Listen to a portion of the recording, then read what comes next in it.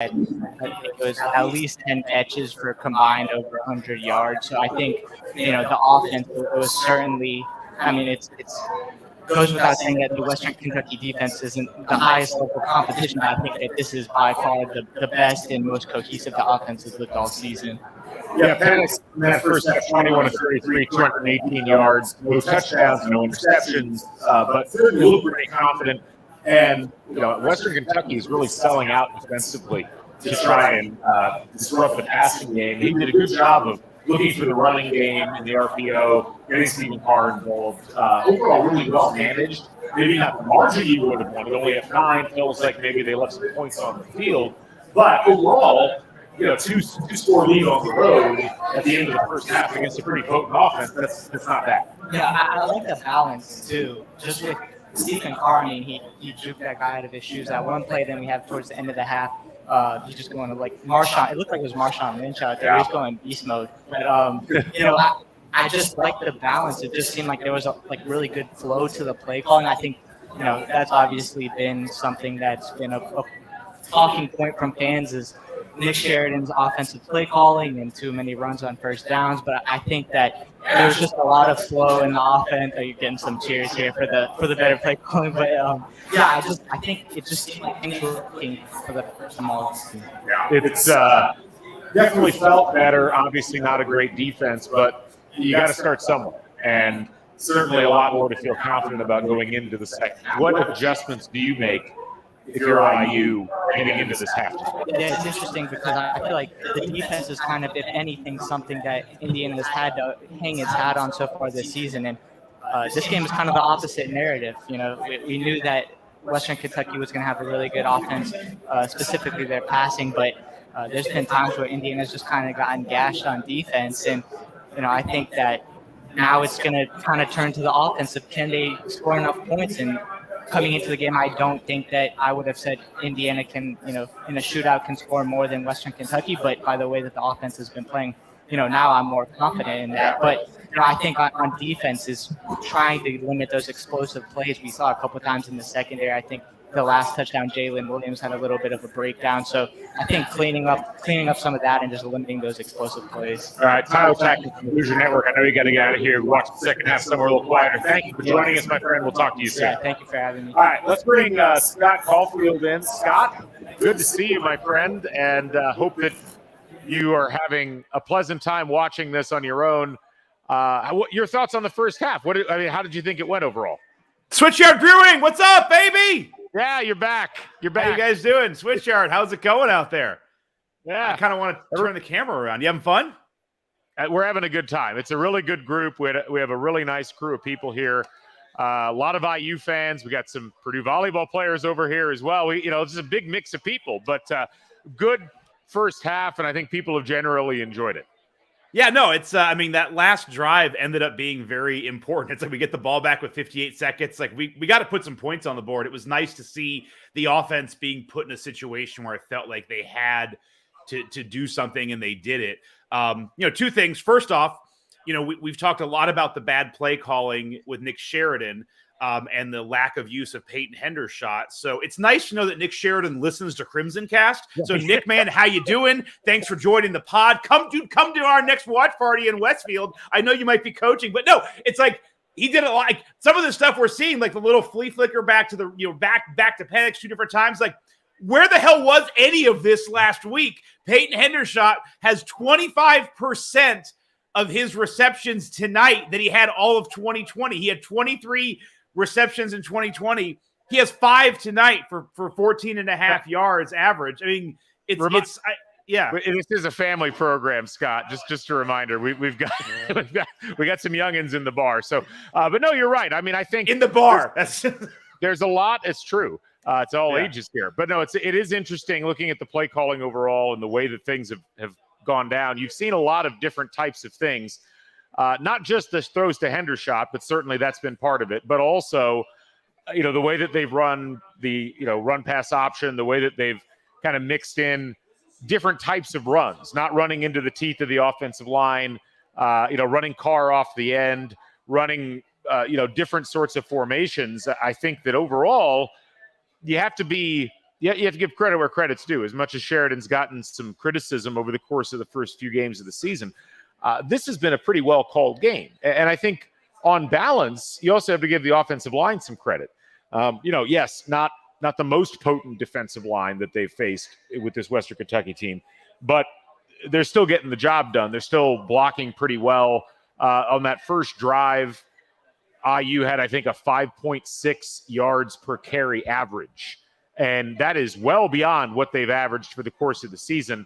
So that's exciting to see. So far in the first half, Stephen Carr, 13 carries, 78 yards, 1 touchdown. He's averaging 6 yards per carry. And a lot of that is Carr. Carr is, as Tyler said, kind of gone into beast mode a bit.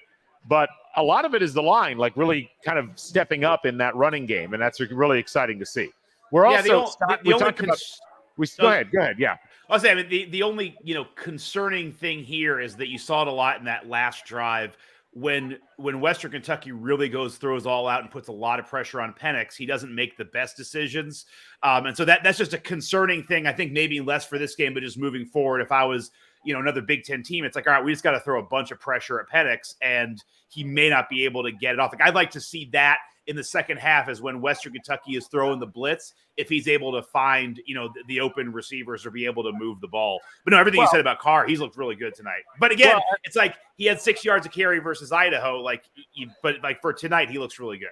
I mean, and Western Kentucky is a better team than Idaho. Yes. So there is something for that. And look, I think we talked a lot about Ty Freifogel struggling over the course of the first few games of the season. He's back in a big way. Leading receiver for IU in that first half, 7 catches, 65 yards, had a 17-yarder in there. Happy to see Ty Freifogel kind of reassuming his position as Michael Penix's favorite receiver who is catching the ball. That's a good thing to see. We want to bring in Jackson. How about that? A little feedback there, but we got it covered. Jackson, good to see you. Good to see you. Thanks for having me on. Absolutely. So let's talk a little bit about this IU defense. Not a great performance overall as far as the team is concerned, although I am encouraged certainly by Micah McFadden. Interesting stat. McFadden with 7 total tackles in 2.5 games so far this season. And then in this game, he's racked up, what is the total now? He's got 9 tackles, 7 solo, and a sack. I mean, he looks like he's trying to atone for some past sins. Exactly. It's his revenge game on the referees from last week. He's just showing that he's out there to be the leader of this defense and really anchor him down. And the thing with the defense is Western Kentucky has one of the best passing attacks in the country. When you look at the numbers and just out of the whole country, Western Kentucky's top 5 passing attack. So I think holding them to what they have held them to is pretty impressive so far. The secondary last year obviously was the strength of this team, and it's not as much this year, but they're still holding on pretty good against a really good offense. Yeah. No, it's certainly – I wasn't sure whether this Western Kentucky team was actually good offensively because, as we talked about, a lot of those passing yards have been racked up against pretty subpar competition. But this is a team that certainly knows how to call plays. When they've got time, they've been able to connect. And I think what was really key for IU on that last defensive possession, Scott, was that they blew up that trick play that they were running.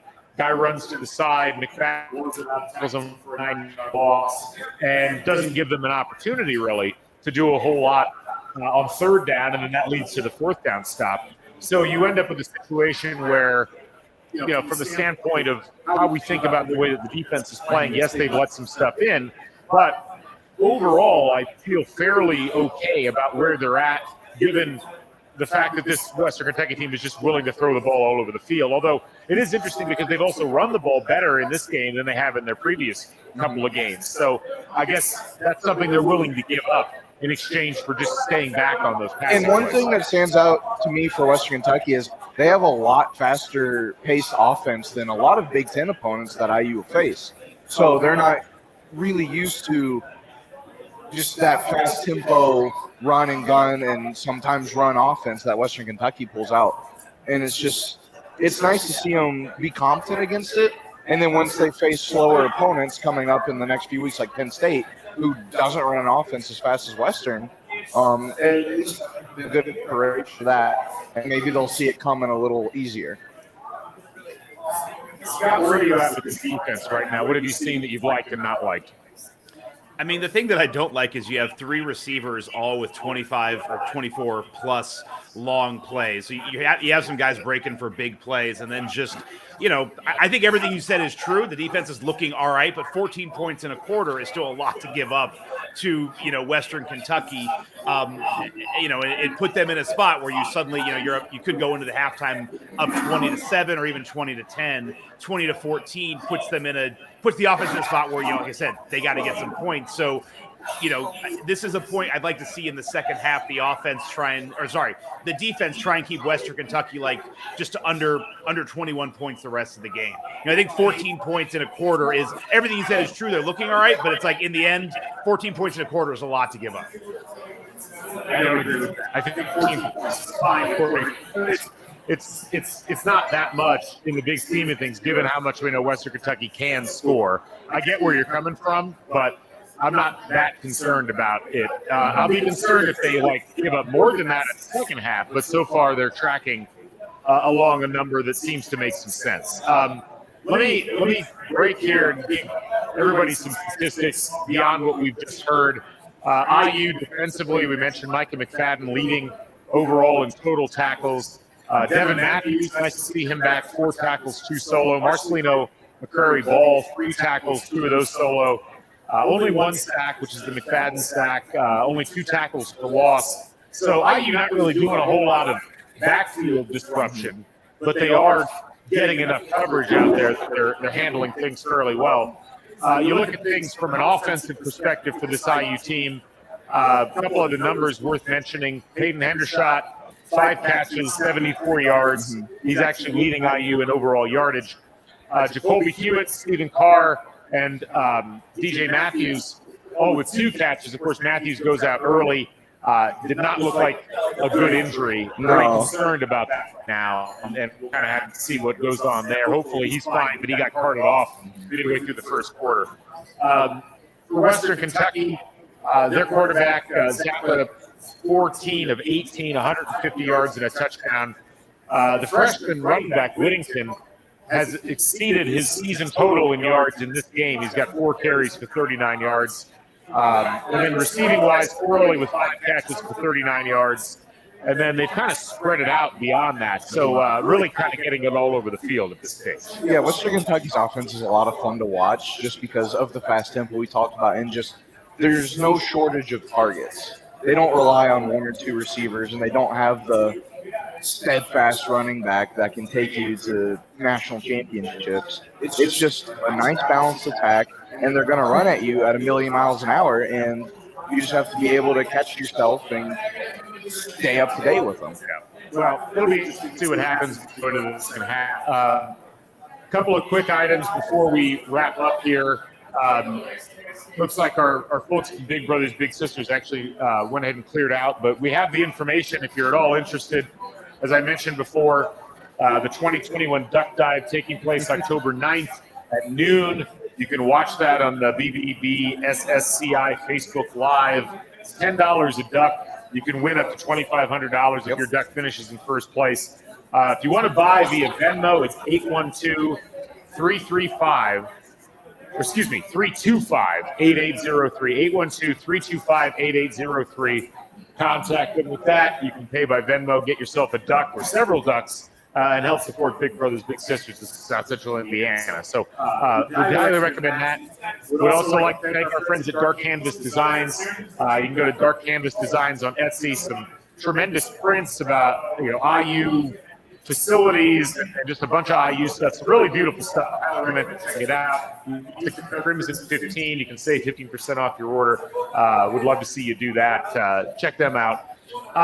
Jackson, real quick before we wrap things up, what are you thinking for this second half? What's your expectation? I think in the locker room they're talking a lot about adjustments to handle the offensive speed of Western Kentucky that we mentioned.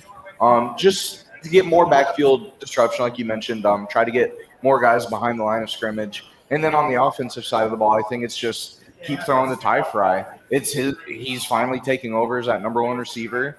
and couldn't be at a better time after Matthews going down.